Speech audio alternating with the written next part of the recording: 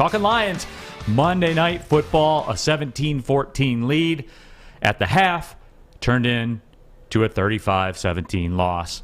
And Aaron Rodgers entered the building. Aaron Rodgers entered the chat in the second half, Joique. He did. Entered the season. Yeah. The second half, he just decided it took we set him up, though. I mean, how many turnovers did we have in the second half? The first half, we had no turnovers in the first half. Right. And they came back out in the second half, had 3. We dropped the snap. We fumbled. We had it could have been 4, but he was able to jump on the ball that he slipped out of his hand as he was throwing it. And then 2 picks. Come on, bro. And we're playing him here on the YouTube channel right now. A guy that can thread the needle like that was great defense. It's nothing. I agree. That was great defense. There's nothing more you can do here. I don't even know how you see that touchdown pass to Tanya that we're showing right now. I don't even know how you see that throw's available. You know it's available. Running back real quick. You know that throw's available when they're in cover 2 and they have split safeties back there, and you have that little seam there. No, you also have that seam, but you also have the backer with his back turned. So you know you can get the ball over his shoulder, but you have to throw it in between the safeties. Yeah. I see what you're saying, Joique, because theoretically, when you throw that pass, either your guy's going to catch it or nobody's going to catch it. Right. Right, you throw it to a spot. That goes to show how good some of these quarterbacks are. I mean, for him to make that pass, to thread the needle like that, over the shoulder, right into the basket. Yeah. Right into the basket. Well, and my point was, like, I thought that the game was lost when they kicked that field goal going into, because you have to score touchdowns going into Lambeau Field on Monday night. You have to. You got to score touchdowns, man. But even through that, though, they had the opportunity. 3rd and 12. They're up 17-14. And Aaron Rodgers made an Aaron Rodgers play when he threw that pass to Davante Adams, where it was just in the bat. You can't stop that, Joique. Can't stop it. He's a monster. I mean, how do you stop that? You can't. That throw to Tanya. What do you do, Joique? What do you do? You can't do anything. You can't do anything except just pray he drops the ball, or you can somehow. You can't. Good. You know what beats a good defense every time? The perfect throw. Yeah. All right. It beats it every time. Because the quarterback and the receiver know where they're going. Yeah. And so, and I told you guys this last week, and I told you this before the season, all right? I love the fight that the Lions have. I love it. But what people don't understand is that even the commentator said on TV that we don't have pound for pound, roster spot by roster spot. Yeah. We don't have the talent to compete with other teams. And people don't understand that when you have injuries on a team where we already don't have the talent to compete, even with our starters, just think about it. Like, there's no way that we're going to go 10-7. All right, I'm sorry. Yeah, and that's where it is with Green Bay, because they have the filet with the potatoes, with the truffle sauce and everything like that. And we got some cube steak and some Wonder Bread. That's what we have. I think we have some ramen noodles. Yeah, with a side of ramen noodles. Maybe the beef. Don't talk to ramen, bro. Maybe the shrimp flavor. Not even the shrimp flavor ones. We got like the beef flavor ones. I like the beef. Wait, what are you talking the beef flavor ones? Because the shrimp's superior to it, man. I'm an elitist, though, I guess. I like the shrimp ramen noodles. I don't like the shrimp. I like the beef and chicken. I like the hot and spicy. Those are good, too. I will give you that. Those are good, too. No, but that's where it is. And again, this is why I said that today is a both things can be true Tuesday, because I did like what I saw, unfortunately, until he got hurt from Melifonwu.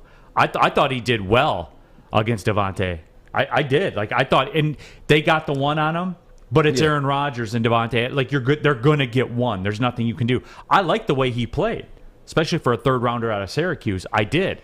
So there were some things that I like, but this linebacking core, and I know we've been saying this since that was the last time that the Lions had decent linebacking core. Yeah, that's the last time we had some gorillas at linebacker. That'd be tough. And before that, it was Mike Kofer and Chris Spiel. They haven't had good linebackers forever, man. So I'm not, and that's the thing. I don't want to say that they're not good, because once again, they are in the NFL. They are at the top of the. What I'm saying is, I'm not going to say they're terrible, but right now they're not producing the way we need them to produce in order for us to be successful.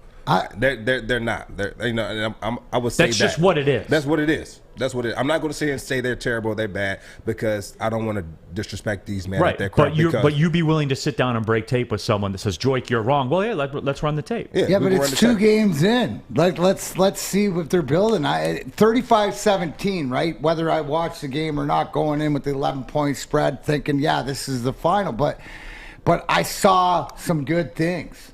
Right, I saw things to work on. I saw immaturity, inconsistency, and things that is why the Detroit Lions, in the eyes of everyone, is one of the last or one of the weakest teams in the league. But it's potential. Everything we're seeing is, I see potential that okay, coaching and more reps and stuff like that. We saw it in spurts. I mean, man, I took away is that Sewell running behind him on the left side was like 4 or 5 yards each time. Like there's positives there. The consistency of Goff. Well, you know what? We need 2020 Goff, but we saw 2019 Goff in the second half. We need the consistency, but I think that they can grow together. And I liked coming out of that game more than I thought and what I have in the past, especially playing against Green Bay, who has owned us. But it wasn't that sort of owning. Right, we did it to ourselves. Turnovers, not executing on different things and not making the big play when we needed to. But hopefully we can get there. So in 2 years from now, not making the plays. Right, it's the other way around. Not making plays. Right. Not making plays, making the wrong reads, making the wrong throws.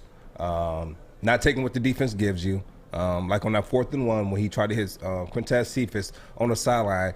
When you had your check down directly in front of you, just go get the first down. Just drop it down to your running back. Let him go get the first down, and now we're back in business. It was an easy play. But even with that being said, I would not have called that play. I would have called a dive or an inside zone or outside zone and let the running back go get it because that's our strong suit. That's period. And so, I mean, I can't fault. I can't fault Goff, but I don't want to do that. I'm gonna put it on the coach and say, listen. Put the ball in your running back hands. He's been successful throughout the day. You can go get 1 yard. You can go get 1 yard with DeAndre Swift. I mean, what about that, Joique? I mean, because you look at DeAndre Swift was right around 4.5 yards a carry. Jamal Williams was about 3.5 yards a carry. I mean, the rushing numbers are a little skewed because Jared Goff had 46 yards rushing, so they did go over 100 yards again. They did average almost 6 yards per carry, but a lot of that was Goff because he broke off a 26-yarder. But DeAndre Swift, man, is God, if he stays healthy, Joique. Just stay healthy. Just stay healthy, man. With every game that goes past, I'm becoming more and more a fan of their backfield with those two dudes, man. DeAndre Swift and Jamal Williams, man. They're nice together. No, they are nice. And the thing is, I kind of seeing how they were building this team in the offseason, you knew that was going to be the strong suit of this offense. You kind of knew that. Jamal coming in, the veteran guy working with the younger guy. That's great to have that balance in the locker room, right? Because I think that DeAndre Swift might be more of an impact player than Jamal, but I think Jamal brings that. He kind of brings that veteran leadership to that room, and I think he's a great guy to play with. Just from the outside looking in, I would love to play with a guy like that who. Because it's a long season. People don't understand. It's a long season. You're going into the facility while it's still dark out. Sometimes you're leaving out when it's dark. And so you want to make sure when you're in there, it's a healthy environment. And guys like that in the locker room can help the day go by a little bit faster while at the same time learning your craft and perfecting your craft. Right. Detroit Dabber 313 says, ugh, that 4th and 1 play. And I think everybody agrees with you, brother. That one was tough. No, it was tough. It should have been you have that clip of how open the guy was in the middle. Just nobody was by him. He was wide open. Just check it down. He was just standing. He could have caught it at the first down and just fell backwards. Right. Here's the thing, right? Do we not have things to look on and say, okay, these mistakes were made. Can we learn on them? Can we grow from them? Is there stuff that we'll be looking to see? Oh, remember when they made that in week 1 or week 2? I know, but D-Mac, that defense is just so bad. Forget the defense. We're talking offense here. But the defense impacts the offense, though, D-Mac, because they get behind and you're one-dimensional. 32 more games before I got to take this serious to see what we get. Right? You told me 2 years, so let's when you're building, it's like, man, I ain't worried about the upstairs because the freaking basement's not even finished yet. The foundation is there. I know, but sometimes there? The leak's coming from the bathroom upstairs.